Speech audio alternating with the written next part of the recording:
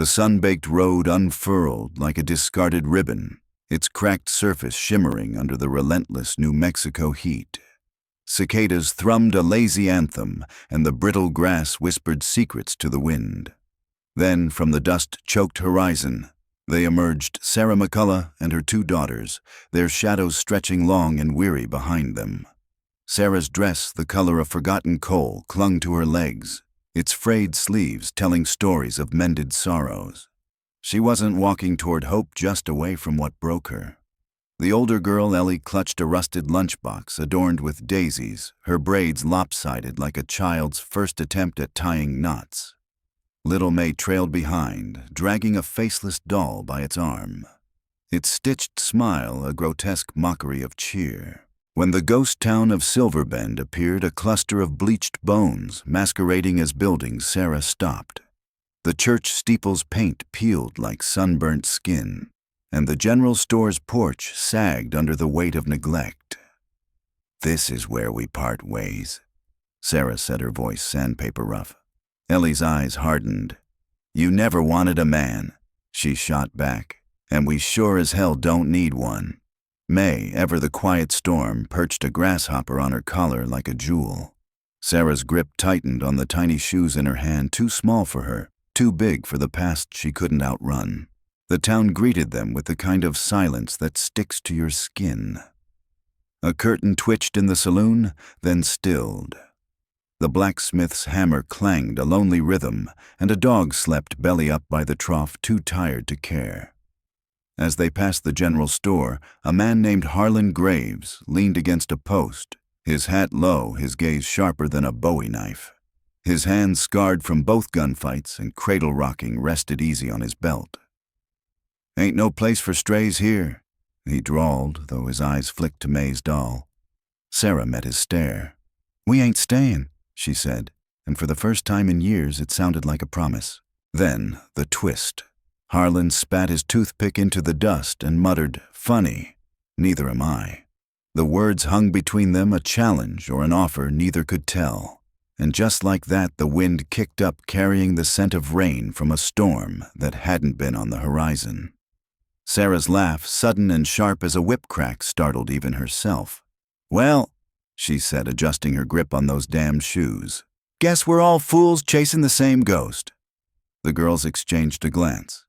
For the first time in miles, the road ahead didn't look so empty.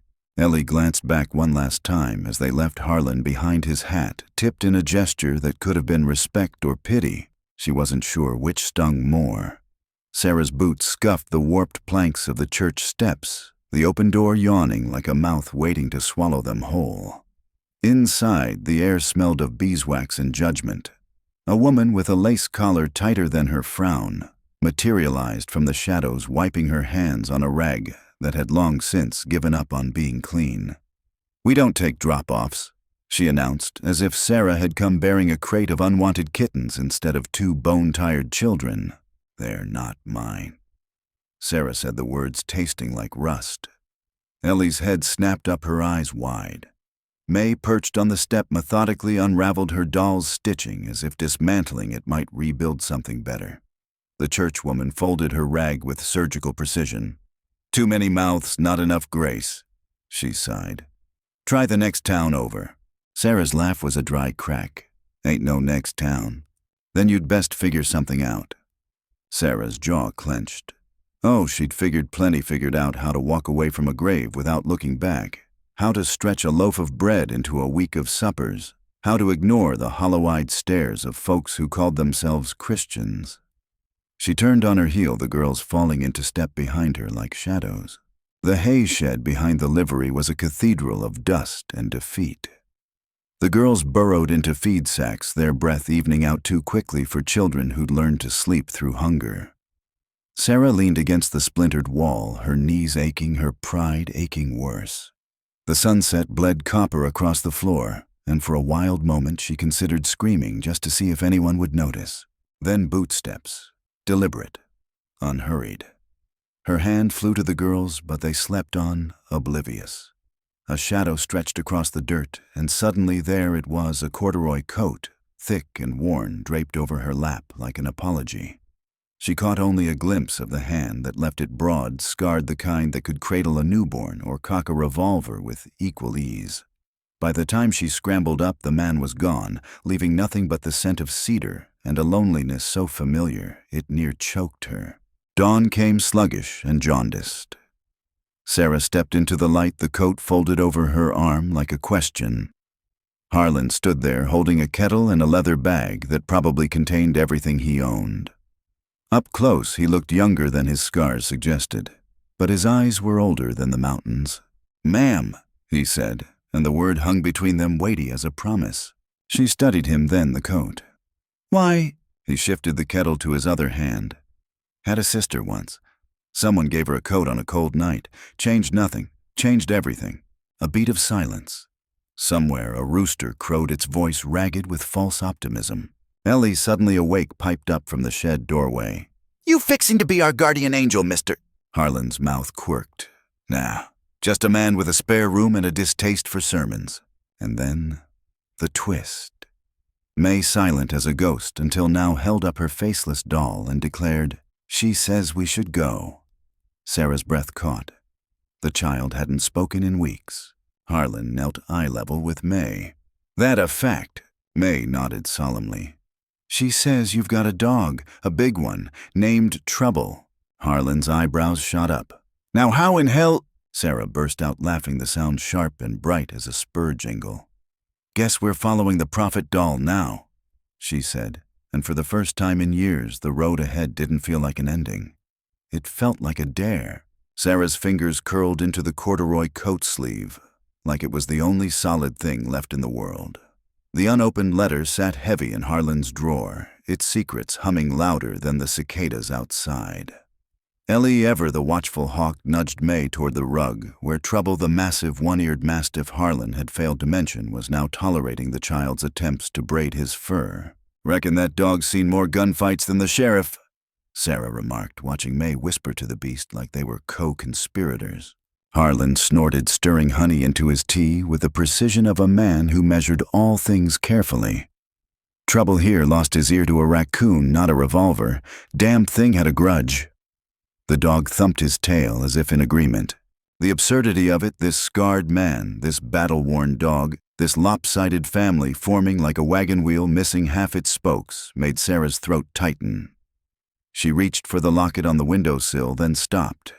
Instead, she grabbed the broom and attacked the porch with a violence that sent dust devils spinning into the sunset. Harlan watched her from the doorway, arms crossed. "Floorboards ain't done nothing to you, McCullough." "Neither have you," she shot back. "Yet here we are." The twist came at midnight.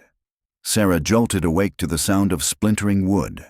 Trouble's growl shook the cabin walls. She reached for the revolver she didn't own anymore, then froze. Through the cracked bedroom door, she saw Harlan standing barefoot in the moonlight, his own colt trained on 3 shadowed figures in the yard. "Elders send you to deliver a sermon." Harlan's voice was deceptively calm. The tallest figure stepped forward. "Just here for what's ours." The glint of a badge. Not outlaws, lawmen. Sarah moved before she thought, yanking open the drawer where the letter lay. The broken spectacles tumbled out, one lens cracking further against the floor. Beneath them, the rusted horseshoe nail gleamed like a secret. Ellie materialized beside her, wide-eyed. "They after us or him?" Sarah's laugh was razor-edged. "Honey, in this life, it's always both." She strode onto the porch, the unopened letter crumpling in her fist. The moonlight caught the silver streaks in her hair, not from age, but from surviving. "Boys," she drawled, "you lost." The lawmen stiffened. The youngest couldn't have been more than 20, flinched when Trouble bared his teeth. Harlan didn't lower his gun.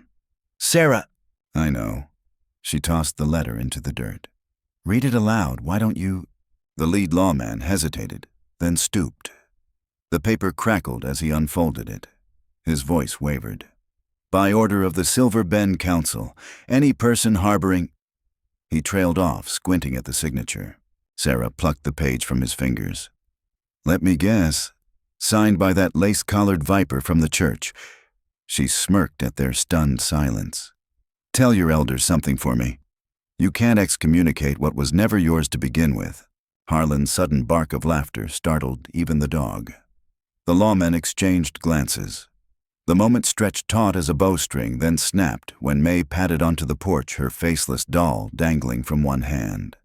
She pointed at the youngest deputy's shiny buttons. "She says you're pretty." The tension shattered like dropped china. The deputy turned beet red. Harlan holstered his gun with a shake of his head. "Christ alive, we're being out-negotiated by a 6-year-old and a blasphemous rag doll." As the chastened lawmen retreated, Sarah realized two things. First, she was still clutching the horseshoe nail hard enough to draw blood. Second, and this was worse, she wanted to stay. The dawn found them on the porch again, the unread letter now ash in the stove. Harlan whittled at a piece of cedar, the shavings curling like questions at his feet. "That nail," he said without looking up, "it's from the first horse I ever broke. Dumb bastard threw me 6 times before we understood each other." Sarah turned the rusted metal over in her palm. "And the spectacles belong to the sister." His knife stilled. "The one who got the coat." The cottonwoods whispered above them. Somewhere beyond the pasture, Silver Bend was waking up to another day of righteousness and regret. But here in this crooked fence of a home, Sarah McCullough finally stopped running. Ellie burst through the screen door, then May giggling on her back. "Trouble caught a rabbit," she announced, as if this was the most important news in the territory. Harlan raised an eyebrow at Sarah. "Well, ma'am, you staying for breakfast or just for the chaos?" She pocketed the nail and reached for the axe. "Guess we'll find out." The needle slipped through the fabric of Sarah's sleeve like a secret, each stitch pulling the frayed edges of her world a little tighter. Harlan's saddle gleamed under the oil rag, the leather sighing as if relieved to be remembered. The unfinished pine box on the shelf watched them both, its lid slightly ajar, like a mouth holding its breath. May's voice floated down from the loft, clear as creek water. "Ellie, what's a trespass?" Sarah's needle froze. Ellie, ever the scholar of hard knocks, replied without hesitation, "It's when you stay where you ain't wanted." The words hung in the air sharp as a butcher's hook. Harlan set down his polishing rag with deliberate slowness. Sarah expected him to retreat into that quiet of his, the kind men used like a fort, but instead, he reached above the mantel and pulled down the pine box. "Trespass," he said, running a thumb along the unfinished edge, "is what folks call kindness when it scares 'em." He flipped open the lid. Inside lay a collection of mismatched treasures, a river-smoothed stone, a harmonica missing 2 reeds, and Sarah's breath caught a tiny leather shoe, its stitching worn to ghosts. The twist came like a thunderclap on a clear day. May came clattering down the ladder, her faceless doll clutched to her chest. Without ceremony, she plopped the doll into the box. "She wants to live here now," the child announced. "Says the wood smells like Christmas." Harlan's face did something complicated. Sarah's did worse. Ellie, peering over the loft edge, added fuel to the fire. "That's the dumbest thing I ever heard. Dolls don't got noses." "Neither do you," May shot back. "But you still smell bad?" The dam broke. Harlan's laughter rolled through the cabin like a rock slide, shaking loose something in Sarah's chest. She found herself grinning, actually grinning at the absurdity of it all. A gunslinger-turned-carpenter, a widow who couldn't admit she was home, and 2 hellions bargaining with the universe via rag dolls and insults. Outside, trouble began barking like the devil himself was at the fence. Sarah moved to the window just as a familiar lace-collared silhouette marched up the path, Bible in hand, like a weapon. The churchwoman had come calling. "Well," Sarah muttered, tucking the needle behind her ear like a gunslinger might cock a hammer, "reckon we're about to learn what trespass really means." Harlan rose, his shadow stretching long across the floorboards. "You want me to handle it?" Sarah shot him a look that could have curdled milk. "Oh no, cowboy. This dance is mine." She flung open the door just as the churchwoman raised her fist to knock. The woman blinked off balance. "I've come to save us." Sarah leaned against the doorframe, all lazy confidence. "Bless your heart, we're fresh out of damming." Behind her, Harlan coughed into his fist. May popped up at Sarah's elbow, her doll now sporting Harlan's bandana as a makeshift cape. "She says you got a face like a stepped-on pie," the child chirped. The churchwoman's mouth opened, closed, opened again. "This is a house of sin," she finally managed. Sarah smiled sweetly. "Funny. I was just thinking the same about your lace collection." Silence. Then a snort from the loft where Ellie dangled upside down like a bat. "She means your collar's so tight it's strangling your soul, ma'am." The churchwoman turned an impressive shade of purple. Harlan, the traitor, was now openly laughing into his hands. Even Trouble seemed to be grinning as he lifted his leg on her pristine skirt hem. As the sputtering woman retreated, Sarah realized three things in rapid succession. First, she was still holding Harlan's pine box like it belonged to her. Second, the girls were watching her with something dangerously close to hero worship. Third, and this was terrifying, she just defended this rickety fence of a home like it was hers to protect. Harlan stepped beside her, his shoulder brushing hers. "That," he said solemnly, "was the holiest thing I've seen since my sister punched a preacher." Sarah looked down at the box in her hands, at May's doll nestled among Harlan's ghosts. Somewhere beyond the pasture, the church bell began to toll, not in warning, but in surrender. The sound curled around them like a promise, or maybe a challenge. Either way, Sarah McCullough was done running. The wind carried the scent of sage and wood smoke between them, that lone star blinking like a conspirator. Sarah's fingers found the unfinished edge of the pine box still in her hands, Harlan's ghost of a life that might have been. "I carved my first coffin at 12, he said suddenly, voice rough as tree bark. "Pa made me sand down the splinters so the dead wouldn't complain on their way to hell." Sarah's laugh surprised them both. "That why you never finished this one, scared your sister'd haunt you?" "Maybe." He took the box from her, running a thumb over the half-sanded name. "Or maybe some things don't need finishing to be whole." The screen door slammed. Ellie stood there, May's doll dangling from one fist like a battle standard. "May says if you two don't quit yapping, she's gonna marry Trouble and move to Canada." Harlan's mouth twitched. "That a fact?" "Yep. Says dogs got better sense than people." Ellie paused, then added with devastating simplicity, "Also, she wet the bed." The moment shattered like dropped china. Sarah was halfway to the loft before realizing she'd moved, only to find May sitting primly on the pallet, her doll's faceless head tilted in accusation. "I did not," the child declared. Then, after a beat, "It was Ellie." A shriek of outrage, a flying pillow. Harlan's deep chuckle rumbling through the floorboards. Sarah stood in the chaos, her chest aching in a way that had nothing to do with grief. Morning came with a surprise 3 lawmen at the fence, their badges polished but their boots dusty from hard riding. The lead deputy touched his brim. "Ma'am, we got word from Laramie." He held out a yellowed wanted poster. Sarah's own face stared back the sketch crude but unmistakable Sarah McCullough. Wanted for horse theft and resisting arrest. Reward, $50. Ellie materialized at her elbow, squinting at the paper. $50? That's insulting." The deputy blinked. Harlan leaned against the porch post, arms crossed. "Ain't her?" he said easily. "My wife's got prettier cheekbones." Sarah's breath caught. The lie settled over them like a quilt. The youngest lawman frowned. "Says here she's traveling with 2 children. These are ours." Harlan interrupted, nodding to where May was attempting to braid Trouble's tail. "Though God knows we tried returning 'em." The tension snapped. Even the deputies chuckled. As they rode off empty-handed and confused, Sarah turned to Harlan. "Wife." He shrugged. "Seemed quicker than explaining why a wanted woman's mending my shirts." The twist came at high noon. A rider approached, not a lawman, but a gaunt man with a preacher's collar and a merchant's calculating eyes. Sarah's blood turned to ice. "That's him," she whispered. "My sister's husband." The air thickened. Harlan's hand drifted toward his Colt. But before he could move, May darted forward. Her faceless doll held high like a shield. "You're late," she announced. "The wedding was yesterday." The man reined in sharply. "What?" Ellie sauntered up, arms crossed in perfect mimicry of Harlan.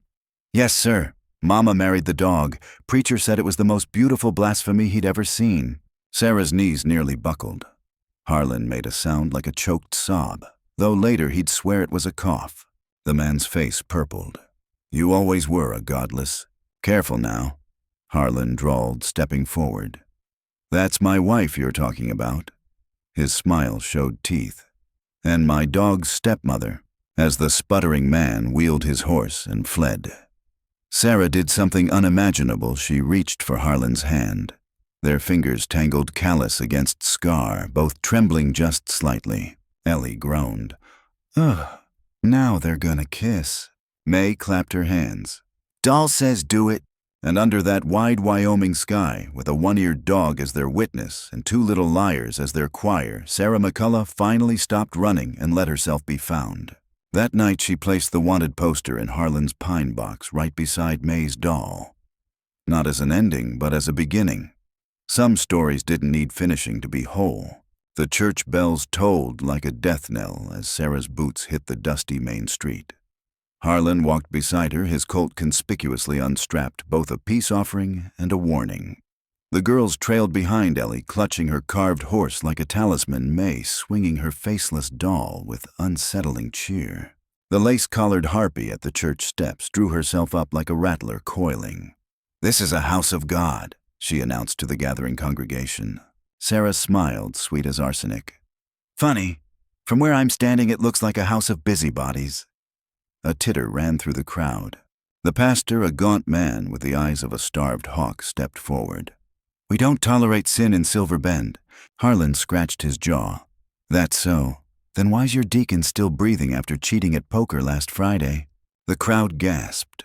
The deacon in question turned beet red. The twist came when May suddenly darted up the steps, her doll held high.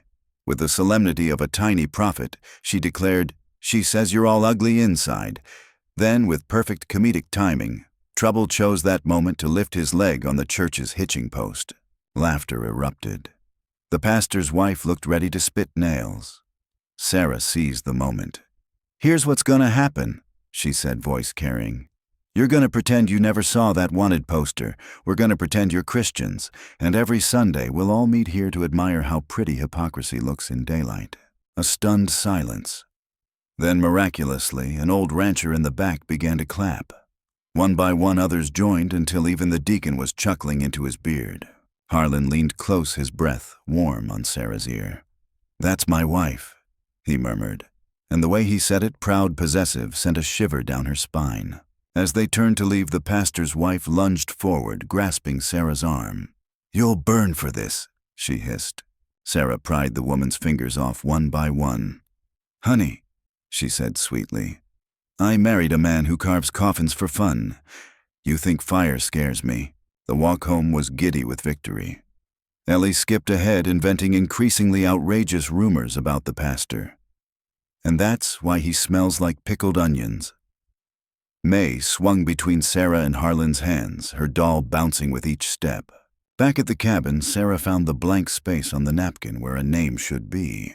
She took Harlan's whittling knife and carved a single word, family. That night, as the fire crackled and the girls dozed, Harlan reached for Sarah's hand. His thumb traced the fresh calluses on her palm, the ones from gripping reins from holding on. Outside, the wind chime sang its lonely song. But inside, for the first time in forever, Sarah McCullough was exactly where she belonged. The mending basket between them overflowed with frayed edges, socks with holes like hungry mouths, shirts missing buttons like lost teeth. Sarah's needle flashed in the lamplight as Ellie's question hung in the air, sharp as the scent of lye soap. Outside, Trouble let out a sudden growl. Then hoofbeats. Too many, too fast. Harlan was on his feet before the first shout split the night. "McCullough, we know you're in there." Sarah's blood turned to ice. That voice, her sister's widower. The girls froze, May's doll slipping from her grasp. Harlan didn't reach for his gun. Instead, he grabbed the fire poker and a cast-iron skillet, handing the latter to Sarah with a raised eyebrow. "Your choice, whack 'em or feed 'em." The absurdity cut through her fear. She hefted the skillet. "Depends how hard they knock." The twist came when Ellie suddenly bolted to the window, flinging it open. "Y'all here for the wedding?" she hollered. "'Cause you're late. The dog already said his vows." A stunned silence. Then May chimed in from the floor, her doll held high. "She says you smell like rotten eggs and bad decisions. Even Harlan choked back a laugh. The would-be posse shifted uncertainly, their torches guttering in the sudden wind. Sarah seized the moment, stepping onto the porch with the skillet swinging at her side like a pendulum of doom. "Boys," she drawled, "either come in for cake or get the hell off my land." The leader, her brother-in-law, his face purpling with rage, spat at her feet. "You're not fit to raise those girls." Sarah's smile could have frozen hell. "Funny, the judge said the same about you when he gave me custody." A lie, but the way his eyes darted told her it hit home. Behind her, Harlan appeared with Trouble straining at his side, the dog's single ear twitching with menace. Without a word, he tossed a burlap sack at the men's feet. It split open, revealing the carved wooden horse, the girl's drawings, and damningly a stack of letters from the orphanage her brother-in-law had tried to dump them at. The men retreated like scolded dogs. As their torches disappeared into the dark, Sarah realized Ellie was vibrating with excitement. "Did we just win a shootout without shooting?" Harlan ruffled her hair. "Nah, we won a war without drawing blood." He nodded to May's doll. "Though I think the general here deserves a medal." Later, as they sat shelling peas on the porch, Sarah finally answered Ellie's question. "No, he's not my husband." She paused, meeting Harlan's gaze over the girl's head. "But he's your family, and that's better." The stars blinked down, the wind chimes sang, and somewhere in the dark, Trouble chased imaginary outlaws, his joyful barks echoing through the valley like gunshots of pure, unbridled happiness. Sarah's fingers trembled on the doorknob, the wood cold as a tombstone. Behind her, Harlan's words hung in the pre-dawn dark, not a plea, but an offering. The wind howled through the chinks in the logs, carrying the scent of coming rain and something sharper rebellion. Then a small hand gripped her skirt. "You forgot your treasure," May whispered, pressing the gold pine cone into Sarah's palm. The child's nightgown was dusted with flour, her bare feet leaving tiny prints on the floorboards.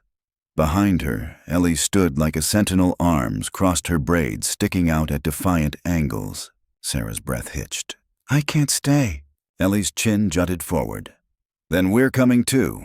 Harlan didn't move from the hearth, but his voice carried over the storm's growl. "Ain't no law says you gotta choose between running and fighting." The twist came with a thunderclap that shook the cabin. The door burst open, revealing not the storm, but Trouble soaked to the skin, his one ear flat against his skull. Clenched in his teeth was the storekeeper's ledger, its pages fluttering like wounded birds. Sarah stared. "Did that dog just rob the mercantile?" Harlan sighed. "Third time this month." He pried the ledger from Trouble's jaws, flipping to a dog-eared page. "Says here Eldon Graves owes $40 in back taxes on the church land." His grin was wolfish. "Reckon that's why they're so fired up about morality." The revelation hit Sarah like a lightning strike. This wasn't about sin, it was about money. About a town drowning in debts and secrets. May tugged her doll's arm. "She says we should burn the book." Sarah laughed a wild, reckless sound. "No, baby, we're gonna use it." She strode to the table, scattering beans and buttons as she spread the ledger open. "Ellie, fetch my sewing shears. Harlan, that whiskey you keep under the floorboards, time to share." By dawn, they'd crafted their weapons, the tax records copied onto scraps of feed sacks, each damning line stitched into quilt squares with scarlet thread. As the storm broke, Sarah marched into town with her patchwork rebellion draped over one arm, the girls at her heels, and Harlan grinning like a man walking to his own, hanging at her side. The church elders gathered on the steps, their faces gray as the storm clouds. Sarah shook out the quilt, its message clear, silver Ben's sins, stitched with love. The pastor's wife fainted clean away. That Sunday, the sermon was about forgiveness. The storekeeper extended credit. And when Sarah McCullough walked into town with Harlan's ring on her finger, borrowed from Trouble's collection of treasures, no one dared call her anything but Mrs. Burke, except Ellie, who loudly informed the entire congregation she only married him so he could get the family discount on bullets. Under the cottonwoods, with the wind chimes singing and the girls chasing fireflies, Sarah finally understood. Belonging wasn't a place you stayed, it was a fight you chose every damn day. And this time she was all in. The ribbon fluttered on the sill like a trapped breath, its frayed ends whispering against the glass. Harlan stared at it while the coffee boiled over the third time that week. The cabin smelled of burnt beans and unasked questions. May pressed her nose to the window. "Doll says she's lonely," Ellie snorted. "Doll don't know shit." Harlan didn't scold her, just handed her the hammer. "Nail that loose board by the coop, hard as you can." The girl swung with a vengeance, each blow ringing across the pasture. By the 10th strike, Trouble joined in, howling like a banshee. The sound carried all the way to the ridge where the road disappeared, a challenge, a lament, maybe both. That afternoon, the storekeeper's son came riding up, his hat clutched to his chest like a shield. "Pa says you're banned from town," he mumbled to Ellie, avoiding Harlan's gaze. "Says you're a bad influence." Ellie grinned, all teeth. "Tell him thanks. Took me years to earn that title." The boy hesitated, then blurted, "That lady, the one who left, she's at the old Miller place. Saw her mending the roof." He fled before Harlan could respond. The twist came at sundown. Harlan found the girls by the creek, their pockets full of river stones. Ellie held out a rusted harmonica, the one from his pine box of ghosts. "Figured you'd need music for the road," she said, as if he'd already made up his mind. May added her doll to his saddlebag. "For luck." Harlan knelt the creek mud soaking through his pants. "I ain't leaving you. We know." Ellie rolled her eyes. "That's why we're coming." The three of them rode out as the stars blinked awake. Trouble loping ahead like a scout. The Miller place stood silhouetted against the moon, its sagging porch lit by a single lantern. Sarah was there, knee-deep in shingles, her hair escaping its braid like wildfire. She froze when she saw them. "You shouldn't." "Shut up, Sarah," Harlan said, mildly dismounting. "We brought supper." Ellie produced a squashed pie from her knapsack. "Stole it from the church social." May nodded solemnly. "Doll said it was okay." Sarah's laugh cracked like thunder. The lantern light caught the tears on her cheeks as she reached for the girls, then hesitated, her hands hovering like she'd forgotten how to hold what was already hers. Harlan solved the problem by dumping the entire toolbox at her feet. "Roof won't fix itself," he said, as if this was any ordinary evening. As if his chest wasn't so full it might burst. Sarah picked up a hammer, her fingers brushing his. "Guess I owe you a chair," she murmured. Ellie groaned. "God just kiss already." And under that wide Wyoming sky, with a one-eared dog as their preacher and two little outlaws as their witnesses, Harlan Burke finally stopped waiting and let himself be found. The wind chime sang in the distance, its notes weaving through the night like a promise some roads don't lead away. They circle back richer for the wandering.